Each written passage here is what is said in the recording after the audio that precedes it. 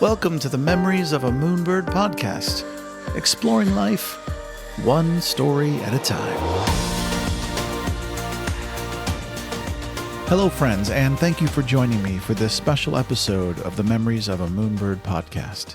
This episode is entitled Voices from Black America. In light of recent events after the death of George Floyd and the international protest and awareness that it's created, I reached out to several people I know from the Black community and asked them if they'd like to join me for a conversation. I wanted to find out what it's really like for them, how they feel about these subjects, and most importantly, where we go from here. Today, you're going to hear from several wonderful people. A family of 3 women spanning 3 generations, Walexia, 74, the grandmother, Jennifer, 52, the mother, and Haley, 21, the daughter. I'll also talk with Edward Gaines, the 49-year-old who's been on the podcast before, his father Tim, a 70-year-old retiree, and DJ Rivers, a 36-year-old raised in San Diego and Long Beach, California. I want to thank each and every one of them for being a part of this conversation. We begin with Walexia, the matriarch of the home she shares with her daughter and granddaughter. Walexia was born in 1946 in Alabama to mixed-race parents. In her college years, she was witness to the civil rights era in the U.S. and the racial intensities of the 1960s. I'm from Tuskegee Institute, Alabama. It's very different than Tuskegee, Alabama. The Institute was Black and the Tuskegee was the white town. Financially, we were probably lower middle class, but intellectually, quite the opposite. Jennifer, 52, is Walexia's daughter. I'm an accountant. I have my own business. I do bookkeeping and small business accounting. I've discovered I like solving people's problems. That makes me happy. Cool. Let's solve this racism problem. Gotcha. Yeah, I have a solution. Oh, what is it? Let's hear it. Just have to respect people. It's not hard. Edward is a 49-year-old IT executive and Army veteran. His father, Tim, is a 70-year-old retired Army radar technician. Born in LA, I'm 70 years old. I would say lower middle.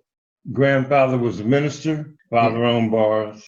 Similar to his, I stayed with my grandparents a lot. My grandmother raised me a lot. Very middle class, like in that way. I didn't really know I was poor. Now, you mentioned being both poor and middle class. Obviously, I know you, but for the listeners, would you please explain what you mean and how that worked? I guess I thought I grew up middle class because I lived with my grandparents a lot.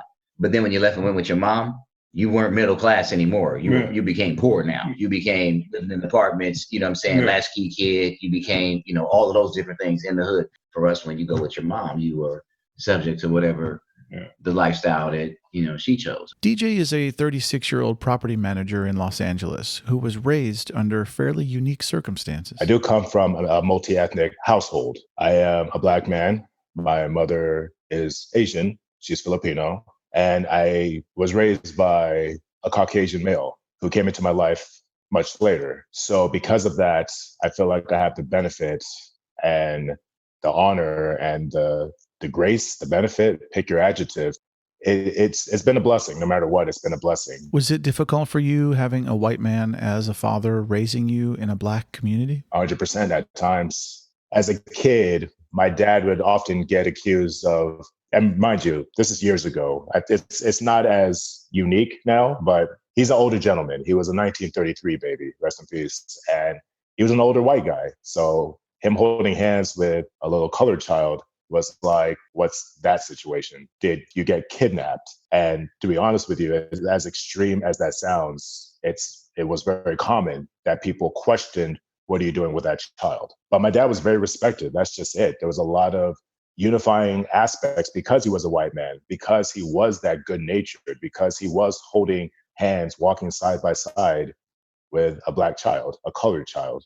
And he was respected. He was Mr. Rivers. He was the guy that all the tough guys would go to, check on and be like, yo, Mr. Rivers, how you doing? All right, you let me know if you need anything. And my dad, just being mild-mannered as he is, just going, thanks, guys. Have some ice cream. You know what I mean? What are some examples of racism you experienced growing up in this country? I was sent to a boarding school in Iowa. And when I first got there, one of the male students asked me if I really had a tail. Haley is Walexia's granddaughter and Jennifer's daughter. She's a recent college graduate who's preparing to start her master's degree. I went to a private school And there were basically no other Black kids in my class at all, and barely any in the school, I think. I didn't know any other Black kids growing up. And I was called an Oreo all the time, especially by the white boys in my class because of the way I spoke. And apparently I was supposed to sound some way else. We had to leave our first school because someone called my brother the N-word, and the principal wouldn't do anything about it.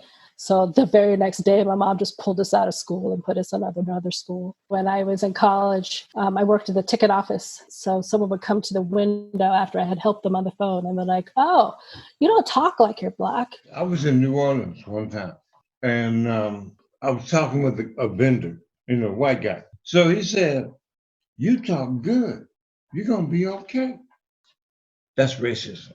I remember going to a movie in San Marcos, and leaving that movie theater, I got separated from my father and my aunt. And I was looking for them. I'm not even sure how that happened. It was something out of a movie, but I got separated. And I remember seeing these law enforcers. I remember looking at them at 17 and going, it'd be crazy if they were looking for me. And I swear, as soon as I thought that thought, they approached me and asked me to go with them out of everybody in that crowd. As soon as I stepped outside of that movie theater, immediately placed in handcuffs, didn't tell me why, to be questioned. What was the reason for handcuffing you in the first place? Somebody thought they saw me on America's Most Wanted, that I fit the description of one of somebody on the loose. And this is the messed up part, man. The description is like African-American male between the ages of 18 and 30, between the freaking heights of 5'8" to 6'2". And I'm over here yep, that's me to a T. You got me. And I'm over here at 17 hey, I just wanted to watch Shanghai Noon with Jackie Chan. It was a great movie. Several years ago, my friend Edward was kind enough to loan me his brand new pickup truck so I could move a couch that my mom was giving me. While unloading the couch by myself, I accidentally shattered the back window of the truck. There was glass everywhere and the window was completely gone. I called him and told him what had happened, that I'd already made an appointment with an auto glass company to come fix it the following day, and I apologized about 1,000 times. We had a good-natured laugh about it, and then I drove the truck around that afternoon to run some errands with no incident. He called me later to tell me that he needed to come pick the truck up to run some errands himself, but that he'd drop it back off the next day for the repair. On his way home from my house, he was pulled over twice by the police. The second time, the officers approached him with guns drawn and yelled at him to get out of the vehicle slowly. When I have to get out of my car with my hands up, I have to lay down in the middle of Devonshire, right, on the street, and lay down. The police came over, knees and shit in my back, the same thing, quickly, cuff me, then pick me up, walk me over to the curb, start asking me whose truck it was, how did I break my window, right? I'm starting to ask, why did you pull me over? What seems to be the problem? I'm trying to explain, I let my friend Daniel my truck, it broke, it was a couch, I'm trying to explain. I'm sitting over there like this. The whole thing might have took 15, 20 minutes. And all of a sudden, motherfucker stand me up, uncuff me, hands me back all of my paperwork. My truck's disheveled from all the shit that they moved around. Mm-hmm. And to be honest with you, that experience that happened to me so many times in my life, I was happy just to be fucking going home. I didn't even want no badge numbers. All I wanted to do was dust myself off, get in my fucking truck, and drive home and forget this shit happened. Again. Do you have any insight into why racism exists? I think the first thing I'll say is ignorance. If you're not educated, you don't know how to think. Either do what you see or do what you're told. And education, I don't mean schooling particularly. I mean education in life. If you've lived in one place all of your life and done one thing, you need to expand. The other is fear, just fear of difference. When was the first time you realized that your skin color was something that was actually going to be a factor in your existence? Kindergarten. What's interesting, man? I think I knew early on, and as I got older, I just understood better, if that makes sense. A Black household is very specific. I think a Black community is very specific. I think certain looks towards your directions help you feel different. I think the treatments alone, interaction with authority or just interaction with just an everyday person will let you know something's different. I might have been almost a teenager, I might have been 8 or 9, something like that. And I don't really remember the actual experience, but I remember being sheltered. I knew early, Daniel. I knew early that I was an outsider. I'm mixed race. So I caught hell from both sides. When we moved to Atlanta, I was going into fourth grade and I was chased home and kids threw rocks. I mean, it was a Black elementary school and they didn't even know me. I was new at the school and this is how I was greeted. You know, that stuff stays with you. I think I remember more about my hair being different. I just remember being mad that my hair was my hair. And it took me a long time to come to terms with it. Being brown for me, it was just something that I could not change. The fact that I was a person of color really did a more number of me when I went to college because it was still diverse, but it seemed like it was tough to make friends because I was like in the middle once again, right? So, you know, it's terrible. It's like a reverse racism. Even like in high school, when the kids that were bussed in wouldn't talk to me because I wasn't Black enough, and then people who were supposed to be my friends were like, "Oh, you're an Oreo. You know, you're white. You're really white on the inside and dark on the outside." It's like, okay. I don't know what that has to do with us being friends, but, you know, you kind of get stuck in the middle. So by the time I got to college, it became kind of like this weird no man's land to find friends. So I think that was the first time where I was like, whoa, this is more of an issue than I thought it was going to be. I remember one time being at a pool. I remember them telling us when we got there that we couldn't get in the pool yet because the team was still practicing. And it was me and my little friends from the neighborhood. And we're very mixed crowd. It wasn't just Blacks. It was like Blacks, Latino, even one little Caucasian guy was with us. But it was a group, like a, you know, stand by me type of kind of ragtag group. But then these other kids came in with their mom and like, you know, and they came prepared to go to the swimming pool and it's an event that they have and they had all the right stuff, and, you know, and they came in and they let them get right in the pool. And I remember going home and telling my grandmother, Bama, and her telling me racist stories. Like, sometimes that's going to happen, baby, and we don't know why that they did it to you. You know what I'm saying? But, you know, that's sometimes people are ignorant and sometimes you just have to be the bigger person. And, you know, and that was the start of that. And that was my start of saying, you know, why would people not like me just because of who I am? You know what I mean? Because don't even know me. I'm a nice little kid. You know what I mean? I mean, it's been apparent to me my whole life. I grew up in a place where there are lots of cops and lots of white old people and lots of blue collar people. So, I mean, I've always known that I was different since I was a child. I don't know exactly when I realized that I was like, oh, I'm Black and that makes me different. But I think that because of the way I was raised, I was always made like aware of that. Because, like I said before, because of the place I grew up, I was always different. So I was always aware of that, and it caused me a lot of like residual like anxiety and this constant feeling of like inferiority a lot of times when I felt like I couldn't relate to my friends that I had in school. So yeah, it's something that I've been aware of since I was really young. One of the reasons I wanted to record this episode is because when all of this stuff started to happen recently, Jolene asked me a very simple question. Would you be willing to switch places with Black people today? It was a painful and somewhat shameful realization of my own white privilege and the reality of the lives of all minorities in this country when I looked at her and just said, no. I doubt they would. I doubt they would. No, they wouldn't. I doubt it. Honestly, Daniel, I think you need to ask the question that you need to ask Black people is, what is the conversation that Black men have to have with their children, with their sons and their daughters? Okay. For me, it's predominantly been my son because I have a son. So what conversation did I have to have with him? And the thing I have to tell them about being Black in America when you're young is specifically about being safe. And it's specifically about interacting with the police. It's specifically about, knowing you can't do the same things that other kids can do. You know what I mean? So like white kids can, maybe they can throw something off the bridge. But if you throw something off the bridge, you go to jail. You know what I'm saying? You don't pass go. You know what I mean? The sentence is way harsher. You're going to get in a different kind of trouble than they're going to get into. It's not the same. And so you have to understand that right off. But in a sense, I'm almost doing the same thing that I try not to do by making them feel inferior. But the way in which I do it is tell them, because of these things, that's why you're faster. That's why you're stronger. That's why you're smarter. That's why you're this. You know what I'm saying? And I try to flip the platform to make it empowering. But the most important thing I give them from that is probably the one about the interaction with the police, because as a Black man, you are going to get pulled over. You are going to interact with the police. It is inevitable. It's not a question of when, of if, it's a question of when.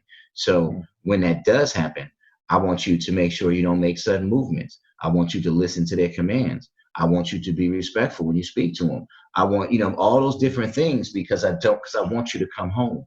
What does it mean for you to be Black in America today? I don't know if it means one thing. It means that your life is more difficult from the jump, no matter where you grow up. It means that everything is built not to work for you. And it means that you have to be tough. For me, it's trying to have difficult conversations with people and try and be a voice of reason for people who may have really diametrically opposed opinions that to me may be wrong or biased or discriminatory. And so I think being Black in America now means that you have to be vigilant, brave, tough, and bold a lot of the time because there's often not a space for you. How do white people ask Black people questions without running the risk that we're expecting you to speak for and demystify your entire culture or ethnicity? And even more importantly, what makes you comfortable? Excellent question, by the way. There is no way to not run a risk. Let's get that right. One thing I've loved seeing recently is non-Black people sharing, hey, I'm not your skin color, but I feel for you. I am not Black, but I'm here to listen. So the fear comes from awareness, I feel like. But just knowing that there is the possibility of saying something wrong is a mindfulness. Now, obviously, read your audience. If they don't want to talk about it, don't press it. If a Black person responded to you like, I'd rather not talk about it, and you respected that, this person just asked you to do something and you respected it, you just gave them something. The most important thing, if you're asking those questions, is to be sure you're speaking with a person who wants to converse. The key is to be honest, because if you want to have this conversation about how we all can lift ourselves up, I assume that both of you are understanding that we come from different places. My life experience is very different than yours or the next guy's or the next guy's. So there's no way that you can honestly think that we have the same thought processes because our life experiences have all been different. So to be honest about that is key. It's just key, and that's respect. Personally, I don't want to be the spokesperson for all Black folks because I don't represent all Black people. You know what I mean? Just like you don't represent every Jewish man, right? Well, maybe I should, though. I could stand there with a bagel in one hand and a dreidel in the other and wearing a yarmulke. That would be awesome. I guess if I didn't have to be like the voice, you know what I mean? If they were genuinely curious, then I don't mind the questions. I encourage people not, cower in discomfort because discomfort's just an excuse to not want to educate yourself. If you're like, oh, I'm uncomfortable, so I'm going to do nothing. I would rather you ask me a question that may be uncomfortable so I can address the ways in which it may be offensive or maybe construed as offensive or why it makes you uncomfortable. Because then if you don't ever ask questions to anyone, then you learn nothing. I say it's worth it to ask a Black person in your life who you feel comfortable asking, or at least another white person who can connect you to someone who is safe to speak to. But I would say never use silence as a safe haven. We are no longer allowed to be complacent as a people, but especially white people. We can't change it. You guys got to change it. So there's going to be some change. It's going to happen from you guys. My friend Edward was kind enough to make me aware of a website that people can go to called uncomfortableconvos.com, CONVOS. You can also search Uncomfortable Conversations with a Black Man on YouTube. It's a series of great videos hosted by Emmanuel Acho, ACHO, discussing some of these very things, so check it out. Now, Haley, as the youngest person on the podcast and an aspiring singer-songwriter, I was curious if you feel an obligation to educate the world about Black stereotypes. With my art and my words and my actions, I've always wanted to sort of like provide a space for people who talk like me or come from, places like Southern California where there are like a lot of suburban white neighborhoods like the one I grew up in, that they don't have to adhere to any idea of Black or any other idea of minority that other people may have about them. I mean, like, there's no one way to be anything. I would hope that if I attain the level of success and platform that I hope to attain as I move forward in my career, that other, especially young girls, feel like they don't have to change themselves or edit themselves to be this idea of a stereotype that people have, which is really hard to work around sometimes when you go into spaces and people expect you to be something that you're not. Edward, I'd like to take a moment to say that you saw combat in Panama, Bosnia, and the Gulf. You've lost close friends to war, seen some of the worst things that humanity can do, and risked your life so that all the people of this country can be free. I mean, I am free to record this podcast episode today because of brave men and women like you throughout history. So after all of the sacrifices you've made, do you feel that you're on equal footing today as a Black man in America? Good one. I don't feel like I'm on equal footing. I mean, you can't oppress a culture of people for 400 years and then all of a sudden let us in the race and then say it's fair. It's a fair race. It's not. Yeah. So I don't feel fair. I feel like personally I paid my dues more than others. That's what I feel. And for most people, I'm more patriotic than they are. The country has faults. You know what I'm saying? It's done all kinds of things. I feel cheated in a lot of times, but I also feel resilient. My grandmother used to say that you got to play the game in the uniform that you dealt, right? And so, True. So I've always looked at my Blackness as empowering. You know what I'm saying? And I'm not just Black. I mean, I'm Filipino, I'm Chinese, you know what I'm saying? I'm Native American Indian, so I'm not just Black. So, but all of those cultures have been oppressed by Caucasians. So what you have to realize is this, is the vast majority of people aren't bad people. When I say stuff like Caucasians, you know what I'm saying? I hate to use generalities and general words because I don't believe that all Caucasians are racist or in any way. I think they're just people like other people. Yeah. But I think historically, just through circumstances in life and through things, they've been able to position themselves in positions of power. So hopefully moving to a point where things can start to get more equitable and for all. When it comes to racism, do you think you've seen progress in your lifetime? I guess yes and no.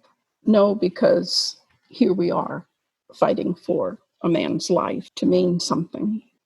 But we have been able to be educated and prosper, but it still prevails, the desire to not have us educated and prosper.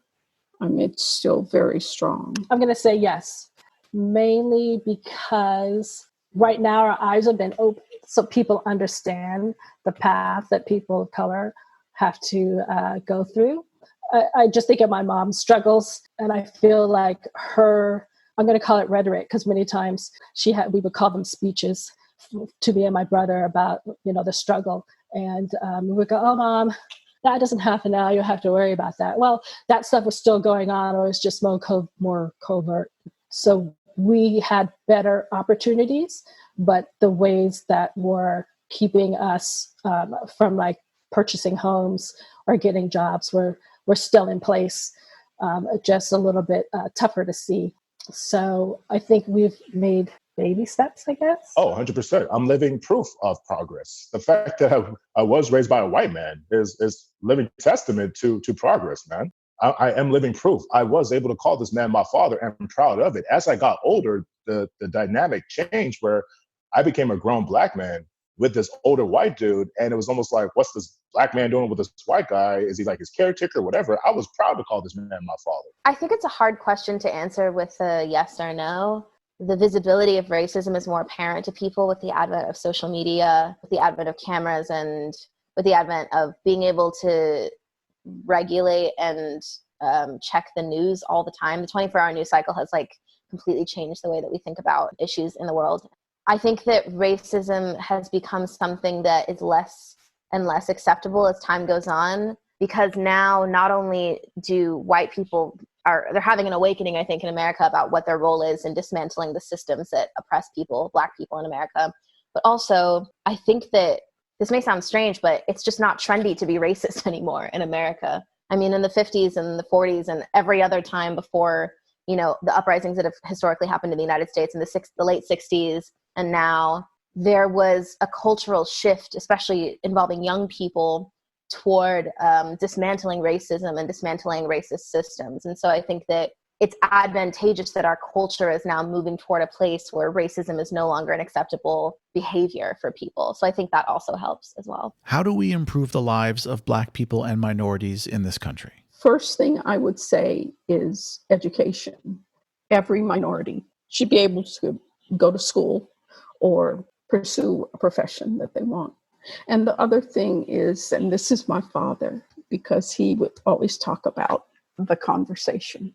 The conversation has to continue. The race conversation has to continue, or we won't move forward. Housing, so they need homes. And when I say housing, I mean they need a path to home ownership, or they in an easier path than normal people.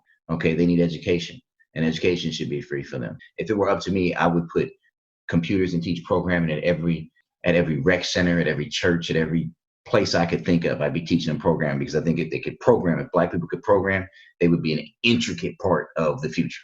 And then I'd work on obviously community issues, like obviously policing, sanitation, cleanliness, drugs. You got to eliminate drugs from as much as you possibly can from the community. And you have to actually start policing the drugs as opposed to policing the people. I think people should be offered availability to enhance their talents. And their talents should be used toward the community. Stop assuming negativity, period. This isn't a Black versus white thing. This isn't a Black versus cops thing, or a Black Lives Matter versus police thing. Be considerate. Are you doing everything you can? Are you checking on your neighbor? Are you just saying, hey, how are you?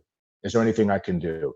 You would be surprised how much that dialogue will brighten up a person's day, will make us feel more included ourselves, because that's the common denominator, right? Feeling included. A circle of accountability for police that isn't protected by shielding from legal accountability, realizing that racism is something that none of us are exempt from. It's not behaviors, it's an entire system that we all operate within.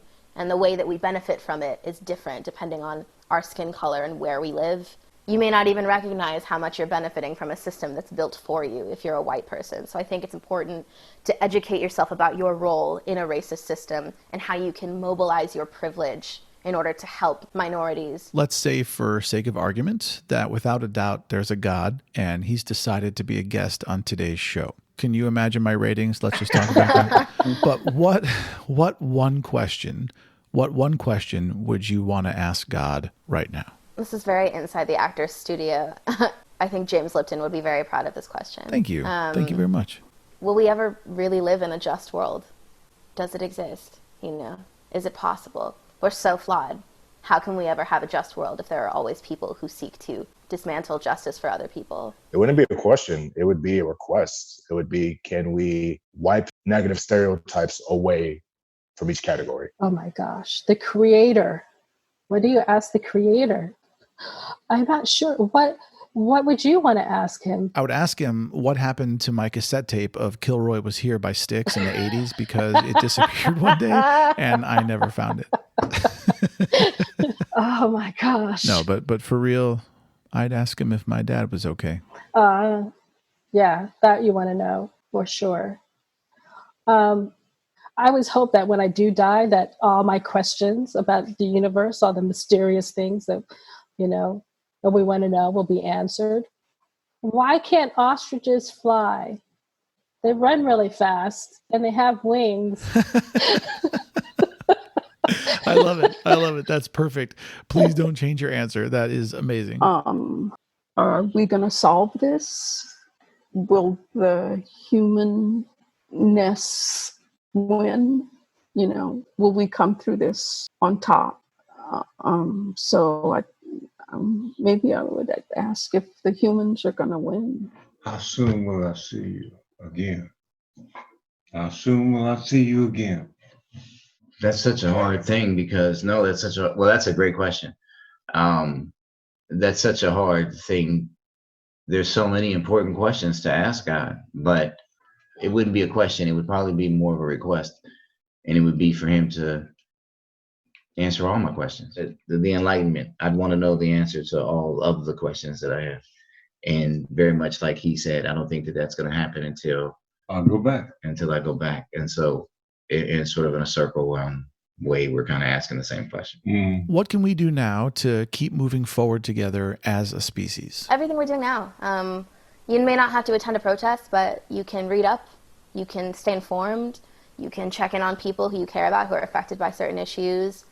You can choose to make it an active part of your life. You can set up a monthly donation to a foundation or an organization that helps Black people or other people of color or other marginalized groups. You can attend rallies. There's literally so many options, especially with the advent of the internet. You can make it a part of your daily life as much as, getting up and eating breakfast. It's all about education, like I said before, and to what extent you choose to be informed, So I think it's possible to do if you are willing to put in the work. I guess it just means listening. You could get stuck in your own little bubble, right? You go and do things that make you happy and make your life easier. And maybe you don't realize that the people around you are struggling.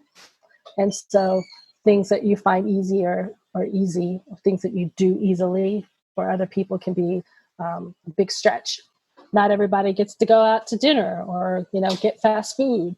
Something as simple as that could be something that's not possible.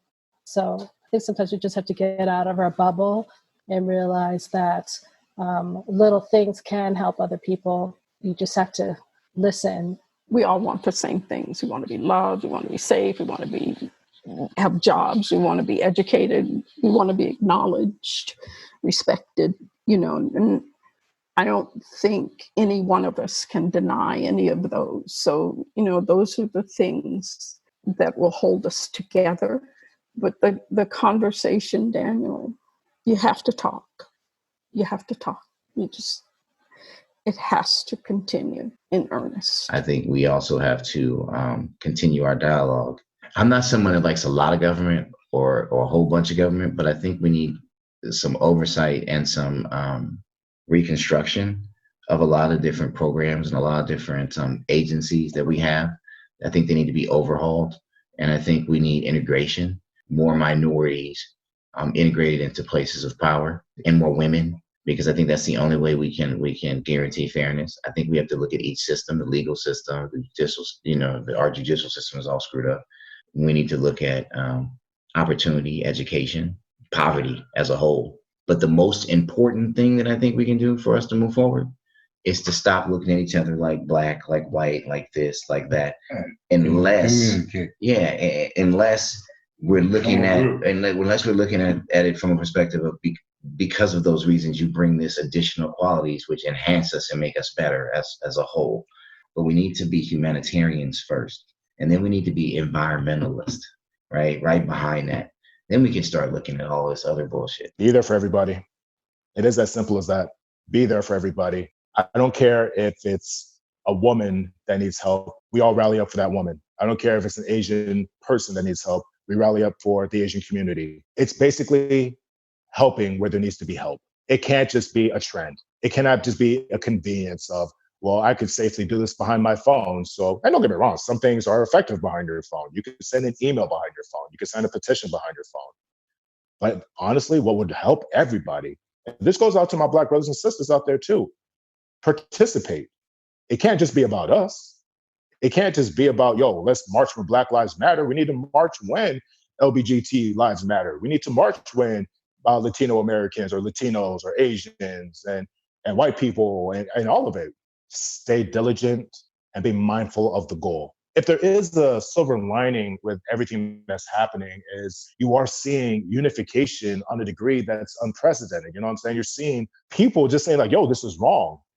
People hugging and embracing just to simply say, I understand, or I'm here. So be there for each other, man. Easy. Do you think you're going to see a world with more equality in your lifetime? I think so. I honestly feel like this is the most hopeful I felt in my life, and I'm only 21, and I've had my, fair share of adult experiences and, collisions with racism and different racist systems. But I think that for me, I recognize this period of time as unique in that we have all these compounding crises and cultural traumas that have created this environment in which people are rallying because it's no longer acceptable. It's just, George Floyd's death in many ways is sort of like the straw that broke the camel's back. And I think that we are currently witnessing a real turning point. But what really matters is what we do afterward, what happens when the protests stop. We need to continue the momentum, and we have to continue to hold those in power accountable. How do you feel overall about the future? The future is the present tomorrow. I got no clue. The future is a beautiful and scary thing. I think that would be true no matter what's happening and not happening. I think, if I'm going to be completely honest, it's as better as things have gotten recently in regards to our specific topic. It's not going to be fixed in our lifetime. However, how fast and the progress that's made is absolutely a variable that can be affected by our actions, by all of us. Getting rid of archaic points of views is part of the solution, and part of it is drowning it with new points of views and new way of living and new ideology and way of thinking and leading. And it does trickle down, man. If the person that's the most influenced right now is perpetuating and promoting certain mentality, it's going to trickle down. So we all have to be leaders. We all have to be an influence, and we need to drown out the bullshit. Bottom line. I keep saying to all my friends, I'm like, I wonder what the world's going to look like a year from now when the dust settles. Because as I mentioned before, it's our job to continue this momentum and to, manifest it into lasting policy change. And especially when the election hits, we're really going to have a good sense of how the future will be. So I think that for now, I feel hopeful. I hope that people vote. I hope that vote by mail enfranchises a lot of people who were not able to vote before, which I think it will. So for now, I feel hopeful. I don't know how I feel like 6 months from now, but I'm hoping that I feel just as hopeful as I do now. My hope is that there's going to be change, that this is more unrest and more protests behind something like this than I've ever seen in my lifetime. It's not just happening all over the United States, it's happening all over the world. And that's what I think is a beautiful thing, because you see that you are supported all over the planet by people. And what that tells you is that this is not, again, it goes back to my point earlier, not uniquely, not at all to the United States. But I am hopeful that with all of this dialogue and all this stuff going on, that there's going to be some distinctive change. I think whenever there's something that traumatically happens to a country, we kind of go through a healing process. And I think that Donald Trump and then the pandemic and then now this is going to be something that the country has to heal from. And so I actually think we're going to go through a period of very strong leadership coming together and making programs and making change and reform. And I think that that's actually going to really happen. So I am hopeful about that part of the future. But the historic sense that I have about history and about my experiences and what I know about our culture in America, I don't think that it's going to be enough. I don't think it's going to go far enough. I don't think we're going to get to equality anytime really soon. But I think we're going to take a step in that direction. I'm always hopeful about the future. Like, we never saw COVID coming. The future holds great things and supremely weird things. Who would have thought COVID would would bring to the forefront once again the fight that minorities have been waging from the moment that we were brought to this continent. I was raised with the belief that there's that of God in every man. So, that's with me all the time, that even though it gets ugly and dark, that there's that inkling in every person. My faith tells me to hold, that we're all human. And that little spark of God that's in each of us is going to win out. Even though progress and change don't often come as fast as we'd all like, I am still incredibly hopeful about the future. There are people out there that work very hard to divide us, and as human beings, we have to work harder than them and be better than them at finding and embracing the things that bring us together. I believe it takes a great deal of courage to have these conversations, and I think they're crucially important to the survival of our species. So I'd like to thank each and every one of my guests today for not only just being awesome people, but for their kindness, bravery, and willingness to speak with me. If there's only one thing that you take from today's episode, please let it be what Alexia said, that the conversation must continue in earnest. And thank you, friends, as always, for taking the time to listen to my little podcast. Please stay safe. And until next time, if you want more Moonbird in your life, and hey, who wouldn't? Head on over to memoriesofamoonbird.com or visit me on social media at Memories of a Moonbird.